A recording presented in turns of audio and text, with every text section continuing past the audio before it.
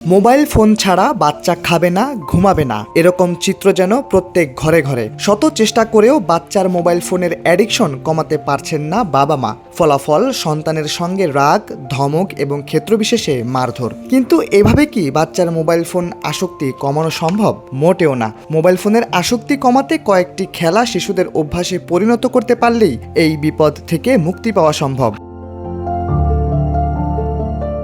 ছোট থেকে বড় হওয়ার সময় শিশুরা যেসব জিনিসের সান্নিধ্য পায় সেসবের প্রভাব সরাসরি শিশুদের মনোজগতে গিয়ে পড়ে। সেজন্য শিশুদের সহজ ও সুন্দর করে গড়ে তুলতে যথাসম্ভব ইলেকট্রনিক ডিভাইস থেকে দূরে রাখতে হবে, কারণ এসব ডিভাইসের সাথে যুক্ত ইন্টারনেট শিশুদের অপ্রয়োজনীয় চিন্তার সাথে যুক্ত করে দেয়।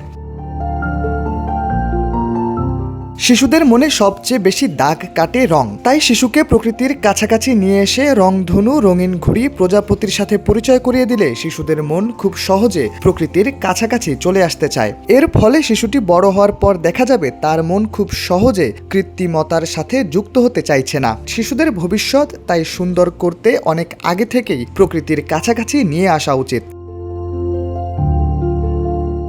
শিশুদের সৃজনশীলতা বিকাশের উপযুক্ত সময় শৈশব, যা বড় হয়ে তাদের খেলাধুলা ও পড়াশোনায় প্রভাব ফেলে। ছোটবেলা থেকে শিশুদের সৃজনশীল কাজ শেখালে তারা বড় হয়ে অন্যদের চেয়ে একটু অসাধারণ হয় এবং খুব সহজে জটিল সমস্যার সমাধান করতে পারে। কাগজের নৌকা, প্লেন, ফুল বানানো শেখালে শিশুরা সাধারণত সৃজনশীল হয়ে গড়ে উঠতে পারে। পাশাপাশি এই অভ্যাস বাচ্চাদের স্মার্টফোনের ব্যবহার থেকে দূরে রাখে।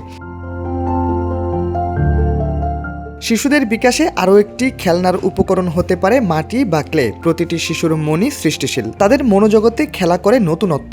আধুনিক ডিভাইসগুলোতে সেক্ষেত্রে তেমন কোনো সৃষ্টিশীল কাজ নেই যা শিশুদের মনকে রাঙিয়ে তুলতে পারে। শিশুরা শৈশবে যদি মাটি জাতীয় খেলনা দিয়ে খেলতে পারে, তা যেমন শিশুদের জন্য ভালো সময় বয়ে আনবে, তেমনি তাদের ডিভাইসের আসক্তি থেকে দূরে রাখবে।